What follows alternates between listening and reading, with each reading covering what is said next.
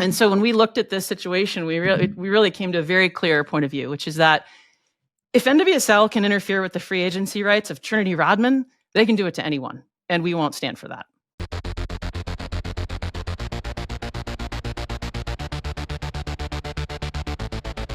Hi, everyone, and welcome to the Women's Game. Today we have Meghann Burke, Executive Director of the NWSL Players Association, here with us to discuss the latest on the Trinity Rodman news. Meghann, how are you doing? I'm all right, Sam. It's always good to see you. Thank you for having me on. It's great to see you too. Thank you so much for being here. So I want to dive right in. Trinity Rodman has been a star of the NWSL and the Washington Spirit since her very first professional season in 2021. She won Rookie of the Year and led the Spirit to a championship, leading to a record-breaking contract extension, which made her the highest paid player in NWSL history. Since then, she's continued to back that up, earning a Ballon d'Or nomination, leading the Spirit to 2 more championship appearances, winning a gold medal with the U.S. women's national team. So Meghann, as it stands today, Trinity's contract with the Washington Spirit is ending, and she's reportedly receiving offers from clubs in Europe, even a USL club here in the US. The Spirit have said that they're willing to do what it takes to keep her, but a lot of people are feeling nervous. Fans, of course, would miss Trinity's presence in the league so much. In the league itself, while of course it would survive, would lose its biggest star. So just to set the scene a little bit, can you detail what kinds of opportunities a player like Trinity presents for the growth of the league in terms of marketing, broadcast deals, and sponsorships? Well, first, I want to start by saying I really believe in the future of this league. I wouldn't be in this role if I didn't. And I believe in the future of our league, not because of any one person or any one team, but because of the more than 450 people that I have the privilege of representing. You, Sam, know everybody in this league. It is a wildly talented, dynamic, interesting, entertaining group of some of the world's best athletes. And I believe that, the show we put on every single weekend, every single game, top to bottom of the table, you look at the championship, the playoff run, it's an exciting league to follow and watch. And it's because of the people in it. I mean, make no mistake, it's because of the players that the NWSL can claim to be competing for the kind of mantle of being the best league in the world. Now, that being said, we know Trinity is one of the most marketable athletes in the world. She's been described as the face of the NWSL. And there's a reason for that. She is fun to watch. And she's also very interesting off the field. She's got an off-field presence and a magnetism that top brands, broadcast partners are certainly interested in. We want to see Trinity stick around. That being said, in the role that I'm in, I don't represent brands or teams. I represent people. And I'm very privileged in that sense. I want what's best for Trinity as a person. Whatever that is, she will make that decision for herself.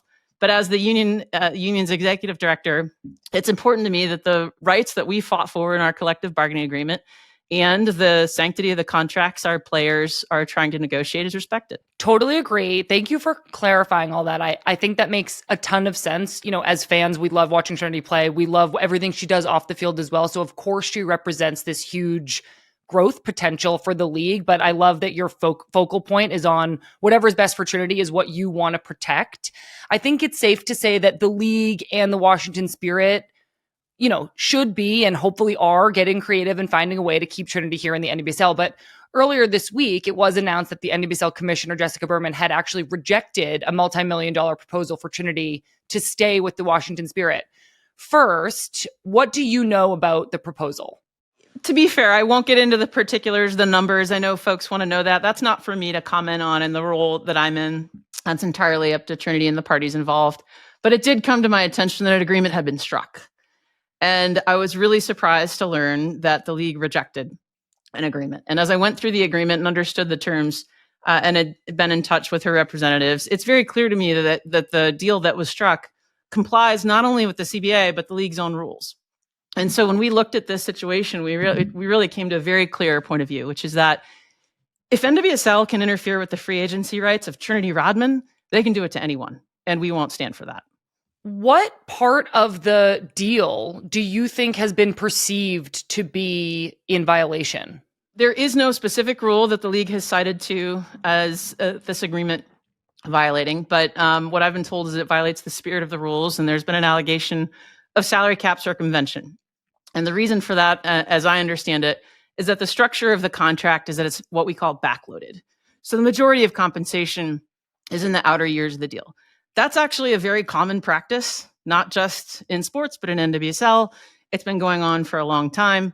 So the question is, do the numbers fit within the projected salary cap? The particular year that I understand to be what I call the problem year is 2028. And in 2028, I've seen a lot of reporting on this, and there's some, I think, misunderstanding of how our salary cap works. So I do want to, if you'll indulge me, give me a moment to clarify. Please. So in the collective bargaining agreement, there is a base salary cap that is collectively bargained, and it is a specified number that's set forth, Section 8.16 for the nerds out there who want to go pull it. And then in addition to that, you add a team revenue share. And the team revenue share gets added on to it, and then you get the team salary cap. And the revenue share is based on the revenue from the media rights and the broadcast deal from the year previous. So it's a number that you can't predict until the previous year has been completed and calculated. Exactly. You can't know exactly what the number is going to be, but you can make a good faith estimate what you think it might be.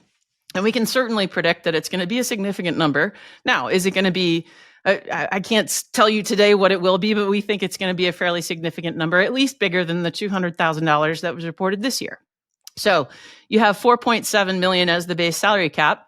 You add the projected revenue share onto it, and all the parties can do is make a good faith estimate of what they think it will be, particularly as we get into a new media rights deal where we really believe in the value of our rights and that the value of that deal will increase. You know, Trinity's deal was backloaded, but we think that, first of all, number one, it will comply within the salary cap when you factor in revenue sharing. Number two, the CBA itself says that the Board of Governors can increase the base salary cap at any given point in time. And this is important to point out. Sam, we're talking about a global labor market. You know, this isn't like Major League Baseball or NFL where really there's only kind of one game in town. Players in this league have options all around the world, and teams aren't just competing with each other for top talent. As we've seen, they're competing with Europe and other countries from around the world. The Board of Governors at any point in the next couple of years might decide that to remain competitive in a global landscape, they need to increase the base salary cap. So those are two ways that we think it's salary cap compliant. But even if neither of those things prove to be the case, if something happens where it doesn't fit, the league's own rules have what's called a buyout clause, where each team is entitled to one buyout per year without hitting their cap. And so even under the league's own rules, there's a mechanism, I call it a safety valve, in order to be cap compliant. I think it's a good faith and reasonable solution to keeping Trinity in this league, and we certainly want to see that happen. So I think what I'm hearing, and you know, I have a few more topics I want to go into. First, it's like this deal sounds like it was a creative way to structure Trinity's contract. And I think, you know, I'm a former player. I'm still learning about all the intricacies. It sounds like the PA's reading of this creative way is that it's legal and totally within the rules, but that the NWSL's reading of it is that it potentially is salary cap circumvention or doesn't go with the spirit of the rules. I think my question is there a single contract format that teams have to use? And if not, where do we draw the line between what's acceptable creatively and what is going too far? Who does that ultimately come down to? I'm so glad you asked that question because I think it's important to have role clarity. I might think as executive director of the union, it's a bad idea to put the majority of your cap into one player, but teams are allowed to make bad decisions. Mm-hmm. What we do as a union and the league is negotiate the rules of the road. We create a level playing field so everybody knows what the rules are. We advocate for our players' interests. That is reflected in the collective bargaining agreement. We expect the contract to be respected and the free agency rights to be respected. This was an arm's length negotiation. Nobody put their thumb on the scale. They came to an agreement. This is what Washington's willing to do. This is what Trinity wants to do. And they reached a deal. And I don't think it's the role of the league to come in and say, you know what, we don't like this. Because if they can put their thumb on the scale in this negotiation, they can do it to anyone, anywhere, anytime, for any reason. I've heard you say that in this conversation. I've also seen you quoted as saying it, that it's almost like if they can have this kind of control over a player like Trinity, who has so much autonomy and control over her own situation because she is so widely regarded as a great player and could feasibly almost go wherever she wants, the league could do this to anybody and could manipulate players in an inappropriate way in any circumstance. And I think that I imagine that, we've all seen that Jessica Berman has expressed a desire to keep Trinity in the league. But of course, there are other factors at play behind the scenes. And the commissioner of league ultimately answers to the owners. And they might see increased wages for Trinity as a sign that wages will increase everywhere. So for you, again, as leader of the union, how are you thinking about that obligation a commissioner has to the stakeholders of the league? One of the critical pieces of our CBA that doesn't get enough attention is that we have a very low minimum spend. So just because you increase the base salary cap to permit the teams that want to spend on the likes of Trinity Rodman, which I would argue isn't just good for Washington Spirit, but it's good for all of us to have players like Trinity in our league. Just because you increase the base salary cap doesn't mean you force the teams on the bottom end of the salary cap spend to spend more. Our minimum spend is literally minimal. It is the minimum salary plus the revenue share, and that's it. So for a team that doesn't want to compete on the global labor market for the likes of a player like Trinity Rodman, they don't have to. There's nothing that compels them to do that. And I would say, Sam, part of what makes, NWSL and women's soccer interesting isn't parity. I think parity is boring. I'm not interested in sameness. What I'm interested in is identity and culture and competition. And there are a lot of ways to slice that. I'm not convinced that if you spend most of your cap on one player, you're going to go out and win an NWSL championship. And I think you could cite to plenty of examples where that's actually not the case. Each team's going to figure out what is their identity and how are they going to manage what resources they have available to them. I really think increasing the base salary cap so that teams can remain competitive in a global market is good for the league as a whole and does not force the bottom cap spend teams to have to do any more than they're already willing to do. That makes so much sense. And thank you for clarifying all of that. I am so interested in this parity conversation. And I have a question on that in just a second. Before we get to it, the NWSLPA has filed a grievance with the league on Trinity's behalf. If you could quickly just explain what is a grievance and then just give us the gist of the grievance that's been filed. So the gist of the grievance is that it does, of course, lay out the circumstances of Trinity's case because the league did reject an agreement between a player and a team, but it applies to all players who might be in a similar situation. The same mechanics of the contract would apply to anyone. And so the grievance was filed last night. The league has 14 days to respond in writing. At the next step would be we'd refer it to a grievance committee. Each side we'd meet and discuss and possibly reach an agreement, which is always the preferred route. If we're unable to reach an agreement, it would be referred to arbitration.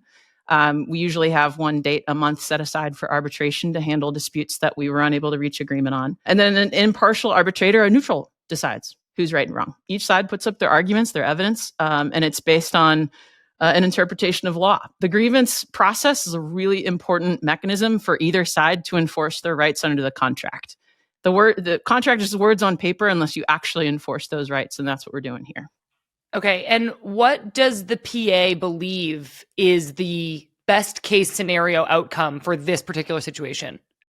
A clear rule that the league can't do this. They can't reject an agreement between a player and a team that complies with their own rules and the CBA. And would you say ultimately that this deal goes through and Trinity stays and plays for the Spirit, if that's what she wants? I think it'd be great, but I think whether or not Trinity, I don't want to put any more pressure on her than there already is.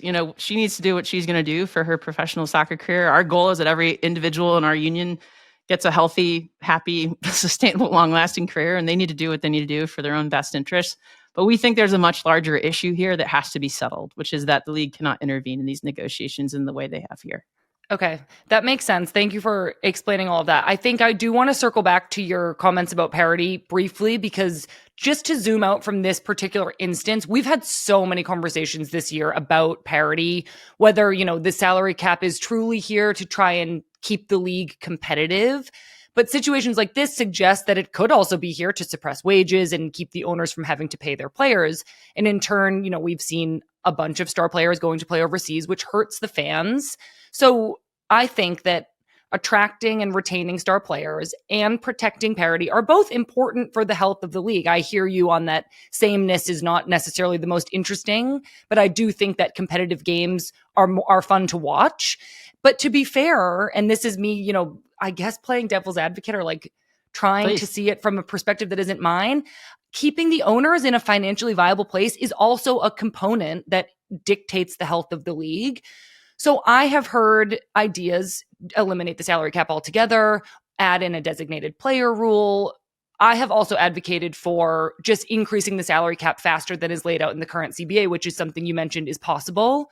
What do you and the players in the union want to see happen to address what's going on? Well, most importantly, we want what we negotiated to be respected and abided by. We did reach an agreement with the league, and we expect our agreement to be upheld. And in that spirit, we do have base salary caps plus revenue sharing that is already negotiated. And if the league is not yet prepared to make additional investments into player wages, then we have an agreement, and that dictates the parameters of how players are paid. Now, that being said, I would say salary caps do serve an important function. To your point, we have a vested interest in the sustainability of this business and there being a rational relationship between revenues and expenses. We understand business. We get that. I would say that wage suppression and salary caps are not the same thing. You could have a higher salary cap that still maintains a level of competition with leagues that don't have a cap, like, for example, the Women's Super League in England, without suppressing wages so low that you're unable to be competitive at all. Mm-hmm. If you had a salary cap, just for the sake of argument, I'm using round numbers. That's, if we increase the base salary cap for next year by $200,000, mm-hmm. I don't think that puts the business under. I think it makes us more competitive with Europe, right? And it maintains parity. Everyone's playing by the same rules, which is kind of the point here. So I agree with you. There is a utility to the structure that we have now. We want every game to be competitive. I do think that is an advantage we have over other leagues elsewhere around the world, but we don't have to suppress wages in the faces of the competitive market to pull that off. That makes total sense. And I'm glad you pointed out that, a salary cap itself is not suppressing wages. It can be, but if we're still competitive in the global market, then a salary cap is actually serving an important purpose. If the league proposed reopening the CBA and raising the salary cap a few $100,000 next year, would the PA comply, be happy with that? Well, they already can. They don't have to reopen the CBA. The CBA as it stands allows them to do that. Oh, well, perfect. That would be my vote if I was still playing. You heard it here first. You heard it here first. I feel like that's something I feel like makes sense for all of the parties in consideration.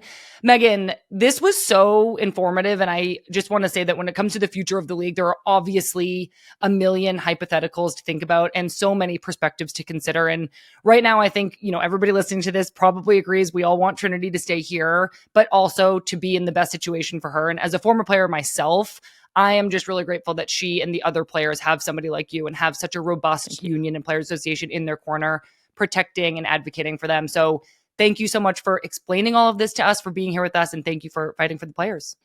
That means a lot to me. Thank you, Sam. Really appreciate it. Thanks, Meghann.